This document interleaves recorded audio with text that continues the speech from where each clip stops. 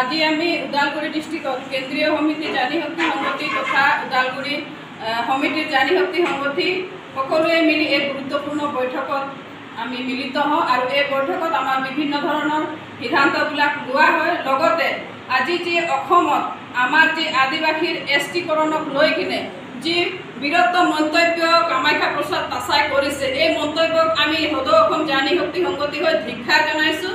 কাৰণ তেওঁ এক নিজে আদিবাসী জনগোষ্ঠীৰ হৈও আজি আদিবাসী জনগোষ্ঠী এছটিকৰণ পাব নালাগে বুলি যি বিৰত মন্তব্য কৰিছে, তেওঁক মই হুকিয়াই দিব বিচাৰিছোঁ যে আপুনি সাংবিধানিক দিশত সংবিধানৰ যি ৰাইট সেই ৰাইট আপুনি জানে নে নাজানে। কাৰণ এছটিকৰণ পাবলৈ হ'লে যি মূল 5টা দাবীৰ প্ৰয়োজন হয়, সেই 5টা দাবীৰ প্ৰয়োজন আমি বৰ্তমান হওঁ আৰু সেই হওঁ গতিকেহে আমি এছটিৰ কাৰণে দাবীদাৰ। আমি 1996ৰ পৰা দাবীদাৰ চলাই আছোঁ আৰু বৰ্তমানলৈকে আন্দোলন কৰি আছোঁ।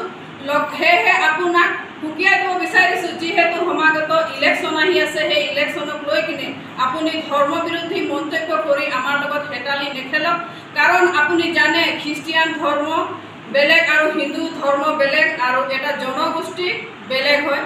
সেয়েহে আপুনি জনগোষ্ঠীক লৈ হেতালি নেখেলিব। কাৰণ আপুনিয়ে ইলেকশ্যনৰ আগত প্ৰত্যেকটো গীৰ্জাঘৰত আহি ফাদাৰ বা পাদ্ৰী সেইসকলৰ ওচৰত আহি কাকতি মিনতি কৰি আমাৰ সকলোৰে খ্ৰীষ্টিয়ান ভোটবিলাক লয়।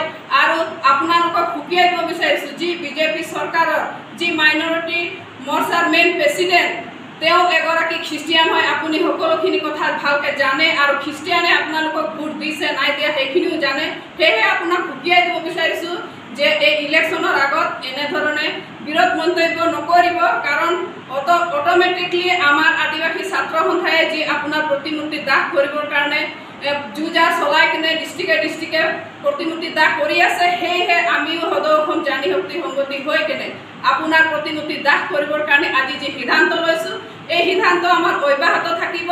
গতিকে আপুনি অতি শীঘ্ৰে সদৌ অসম আদিবাসী ছাত্ৰ সন্থা তথা সদৌ অসম আদিবাসী জানি শক্তি ক্ষমা খোজক।